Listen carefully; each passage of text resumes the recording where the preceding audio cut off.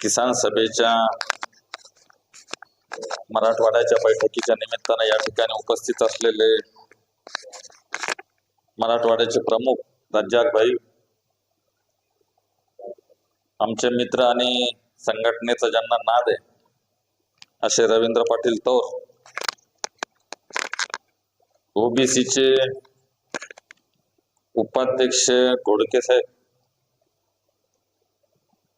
दुसरे सरचिटणीस आमचे एकनाथराव गवळी, रवींद्र माहुरकर, सुधाकरजी बागल, विशाल शेळके, वैजापूरचे शहराध्यक्ष अशोक देवरे आणि ज्यांनी आपल्याला या ठिकाणी मार्गदर्शन केलं, सूत्रसंचालन तेच करतात, म्हणजे सगळ्या भूमिकेमध्ये जे असतात असे नबी पटेल. खरं म्हणजे आज किसान सभेचा हा कार्यक्रम होतोय आणि रज्जाक भाई हा कार्यक्रम घेताय, खरं म्हणजे आनंदाची गोष्ट आहे. मी आतापर्यंतच्या इतिहासामध्ये जर बघितलं तर शेतकरी संघटनेचा किंवा शेतकऱ्यांसाठी काम करणारे लोक वेगळे असतात. आज पहिल्यांदा मी रज्जाक भाई सारखे लोक या ठिकाणी राष्ट्रवादी काँग्रेस पक्षाच्या माध्यमातून शेतकऱ्यांसाठी काम करता, याचा मला आनंद वाटतो. आणि खरं म्हणजे आपल्या राष्ट्रवादी काँग्रेस पक्षामध्ये वेगवेगळे विंग आहे. इथं ओबीसीचे बसलेले युवक असतील, महिला असतील, अल्पसंख्याक, सामाजिक न्याय, विद्यार्थी, असे अनेक सेल आहे, असे अनेक विभाग आहे. परंतु माझ्या दृष्टीने आणि महाराष्ट्राच्या दृष्टीने सगळ्यात महत्वाचा जर भाग असेल किंवा सगळ्यात महत्वाचा जर सेल असेल तर तो किसान सभा आहे, असं माझं मत आहे. आणि या किसान सभेच्या माध्यमातून सगळ्यात जास्त काम जर कोणतं करता येणार असेल तर शेतकऱ्यांसाठी काम करता येणार आहे. ज्ञानेश्वर घोडकेंना चांगलं माहित आहे. मला असं वाटतं की बुवा या ठिकाणी काम करताना आपल्या राष्ट्रवादी काँग्रेस पक्षाचे अखिल भारतीय अध्यक्ष अजितदादा,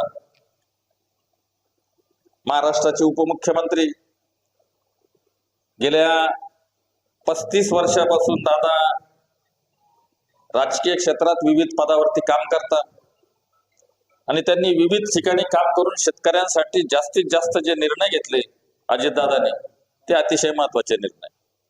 आपण जर पाहिलं तर 2000 मध्ये दादाने एक निर्णय घेतलेला आहे. 2 लाखापर्यंत कर्ज शेतकऱ्यांना 0% व्याजाने कर्ज देण्याचा निर्णय घेतला. परंतु त्याची अंमलबजावणी, त्याची प्रसिद्धी, त्याचा प्रचार हा करण्यासाठी मराठवाड्यामध्ये आपण कुठेतरी कमी पडतोय असं माझं मत. जिल्हा बँकेची परिस्थिती आपण जर पाहिली ती मराठवाड्यातली संभाजीनगर असेल, जालना असेल किंवा इतर बँका असतील, जालन्याची इथं बसलेले आपण, परभणी असेल, तर या जिल्हा बँकेने शेतकऱ्यांसाठी 2 लाख रुपयापर्यंत कर्ज 0% व्याजाने द्यावा अशा प्रकारचा आदेश दादा अर्थमंत्री असताना त्यांनी तो काढलेला आहे. परंतु त्याची अंमलबजावणी करण्यामध्ये अनेक अडचणी या ठिकाणी जिल्हा बँक निर्माण करताय आणि कार्यकर्ते सुद्धा कमी पडताय अशा प्रकारचं माझं मत. दुसरा, दादाने अतिशय एक महत्वाचा निर्णय घेतला, म्हणजे अनेक निर्णय दादाने घेतलेले. दादानी आता तुम्ही जसं सांगितलं का बुवा महिलांसाठी जी काही मुख्यमंत्री माझी लाडकी बहीण ही योजना आणली, तशीच योजना एक 3 HP 5 HP यांना विजेचं बिल माफ सुद्धा केलेलं आहे आणि त्याच्यावरती 0 प्रकारचं लाईट बिल येतंय अशा प्रकारचं निर्णय अजितदादांनी घेतला. आणि तुम्हाला काही सांगायला इथं हरकत नाही. आता मला असं वाटतं की इथं वैजापूरचे सगळ्यात जास्त मंडळी इथं बसलेली, नबी भाई वैजापूरचे, विशाल शेळके वैजापूर, सुधाकर बागुल वैजापूर, ज्ञानेश्वर घोडके वैजापूर आणि अशोक देवरे वैजापूर, नबी भाई पण वैजापूरचे. अजितदादांनी कालच एक, म्हणजे परवा दिवशी मी फोन केला होता. कोणाला फोन केला होता विशाल? EDCC बँकेचे संभाजीनगरचे MD के जी रामकृष्ण गोदावरी उपसा जलसिंचन योजना आहे, त्या योजनेच्या संदर्भामध्ये एकनाथराव शिंदे मुख्यमंत्री असताना अजितदादा वित्तमंत्रीच होते. 4 महिन्यापूर्वी त्यांनी 64 कोटी रुपये माफीचा एक जार काढला होता. 4 महिन्यापूर्वी. आणि परवा दिवशी आम्ही सहज बसलो आणि MD ला फोन केला, रवी भाऊ जरा सिरियसली ऐका एकनाथरावजी गवळी साहेब, आणि आम्ही माहिती घेतली की जोपर्यंत प्रत्यक्ष पैसे जिल्हा सहकारी बँकेला मिळत नाही तोपर्यंत शेतकऱ्यांचा सातबारा कोरा होणार नाही, अशा प्रकारचं माझं मत होतं.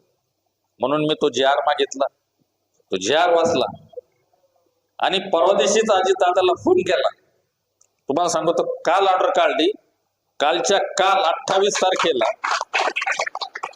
जिल्हा बँकेच्या खात्यावरती वित्त विभागाने JR काढला तर 64 कोटी रुपये हे जिल्हा बँकेला देणार. म्हणजे एवढ्या 15 दिवसामध्ये आपण सुद्धा सतर्क राहिले पाहिजे. मग ते तहसीलदार असेल, ADCC बँक असेल किंवा हे सातबारे कोरे करणारी जी यंत्रणा आहे त्या यंत्रणेकडे जाऊन आपण प्रत्यक्ष याच्यामध्ये सहभाग घेतला पाहिजे. मला खात्री आहे की इथं बसलेले घोडके असेल, सुधाकर बागुल असेल, विशाल शेळके असेल, नवी भाई असेल, अशोक देवरे असेल, हे सगळे त्या प्रकारे